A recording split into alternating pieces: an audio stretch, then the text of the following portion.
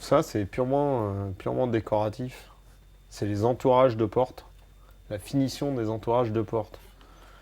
En fait, ça a pour but de planquer le champ du contreplaqué des cloisons, pour pas laisser de champ de contreplaqué apparent. Donc c'est un petit lamellé de Sapelli. Et on vient juste le coller, il n'a aucun rôle structurel, mais ça fait plus propre. Des séries de baguettes, des séries de trucs. La table est recouverte de pièces en tout genre. Des morceaux de couchettes, des étagères. Un jour, on s'amusera peut-être à compter le nombre de pièces qu'il y a dans le bateau. T'as pas du tout. C'est hallucinant. Quand l'autre fois, on avait étalé tout ce qui était la cabine arrière, en vaigrage, couchettes. Voilà, il y a des pièces là, déjà, là, il y en a une dizaine là, qui vont déjà dans la cabine arrière. Et on a encore dans la cabine de peinture une bonne collection. Ça, ce ne sont que des vaigrages de la cabine arrière. Des petites trappes, des trucs. Tout ça, c'est des vaigrages non apparents, c'est-à-dire des fonds de coffre. C'est des dizaines et des dizaines.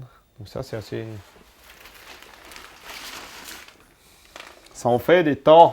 On a passé la moitié du chantier, puisque au mois de décembre, on était à 12 000 heures de travail. Or, il y en a 23 000 de prévus. Donc, dans l'automne, on a passé la moitié, ou début d'hiver.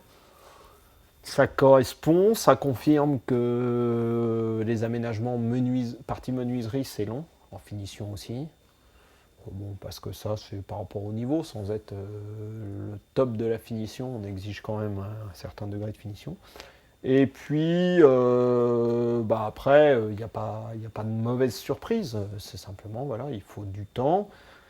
Il faut de la réflexion parce qu'en fait, on a fait peu de plans d'aménagement. Les grandes lignes, les grandes zones étaient définies avant même de dessiner le bateau, puisqu'elles influençaient le cahier des charges, donc le dessin du bateau. Par contre, précisément, par zone, j'ai fait le choix d'attendre d'être dans la zone, d'avoir le volume exact, pour vraiment définir. Donc il y a de temps en temps, il faut se poser avec un papier, un crayon, un mètre, et puis s'asseoir dans le bateau et imaginer la suite. On a beaucoup de place par endroit, c'est le cas de la cabine arrière, on a un beau carré. Bon, on savait qu'on était ric-rac en volume, surtout en hauteur. Des problèmes de hauteur, c'est dans la coursive et la cuisine. C'est bien pour ça qu'on a un pavois rehaussé, un faux pavois sur ce bateau, parce que sinon on n'avait pas le passage. Ça, il a fallu jongler avec les niveaux de plancher au plus juste, et il ne faudra pas que le cuisinier fasse 2,10 m, quoi. On peut considérer qu'il y a la moitié du bateau qui est fini. Les finitions sont faites, peinture faite, donc à partir de la cloison là, la cloison du milieu, c'est-à-dire que le carré a déjà son isolation, ses vaigrages, tout a été fabriqué puis redémonté. Il reste effectivement que les banquettes et la table de carré à remettre dedans. Ça, c'est un point agréable d'avoir la vraie descente définitive déjà, on se rend compte, et puis on prend tout de suite l'habitude de l'utiliser. Il n'y a que le fond de cockpit qui mange, mais bon, pour l'instant il n'est pas fermé lui. De toute façon, le fond de cockpit ne sera jamais collé définitivement, puisque pour pouvoir sortir le moteur, il faut absolument qu'il reste démontable. Donc voilà. On a laissé de côté la partie atelier mécanique, puisque là, c'est pareil, il y a un moment, il va falloir rentrer des éléments dedans. Et là, on est parti, donc cuisine et cabine arrière. Le congélateur est ouvert parce qu'on est en train de finir ces couvercles, qui sont en fait à la fois des planchers et des couvercles. Donc c'est un peu des pièces à faire sur mesure, mais à bien isoler. Et pour la cuisine, la cuisine, on voit bien le problème. Là, on y est typiquement dans le problème, c'est qu'on est ric-rac en hauteur sous barreau.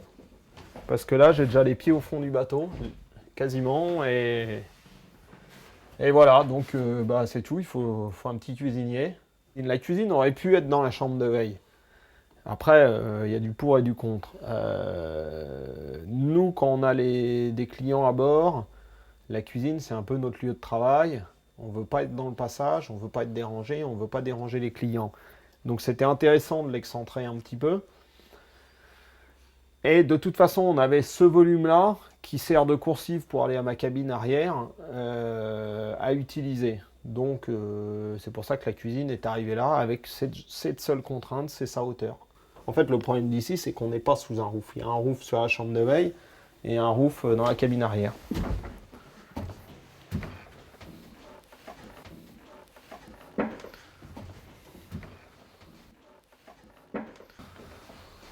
Ah, c'est l'appartement du prince. C'est l'appartement du skipper, de l'armateur et du constructeur. Donc ça fait déjà 3 appartements en un. Moi, je vais vivre 6-7 mois de l'année à bord. J'ai besoin un peu d'un coin à moi.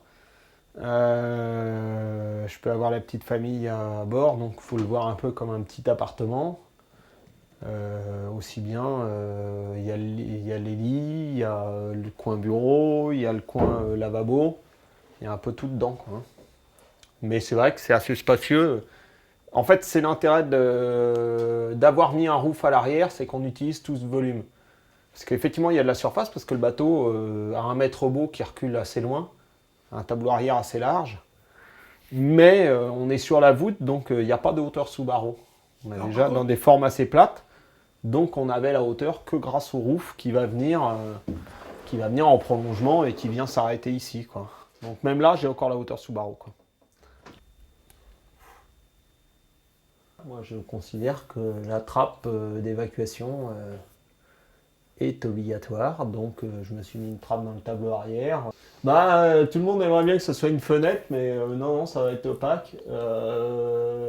Je dis et je répète assez que tous les bateaux chavirent. Voilà, je ne veux pas me voiler la face. Même celui-là, il peut être sur le toit, on sait pas, hein. Esthétiquement, sur le tableau arrière, j'aime pas les hublots de tableau et je veux vraiment qu'elle soit le plus discrète possible. Donc en fait, elle se confondra avec le tableau. Elle est encastrée dedans. Donc là, c'est purement esthétique. Bon, les meubles qu'on voit là, en fait, qui sont aveugles, ce sont les coffres parce qu'il faut un peu de rangement extérieur aussi. Il ne faut pas penser qu'au rangement intérieur. Donc ce sont les 2 coffres qui me permettent de mettre mouillage arrière, haussière, et le gaz, des choses comme ça. Je voulais pas tomber dans le trop traditionnel, tout acajou qui fait quand même foncer, même si la cabine va être assez lumineuse. Donc c'est vrai j'ai choisi plutôt des boiseries en érable, ça fait un bois assez dur mais clair, qui fait pas trop parfait non plus. C'est ça que j'aime bien, c'est qu'il y a quand même des nœuds dedans et on voit bien que c'est pas du plaquage. Bon après oui, les petites fioritures comme ça, fallait trouver.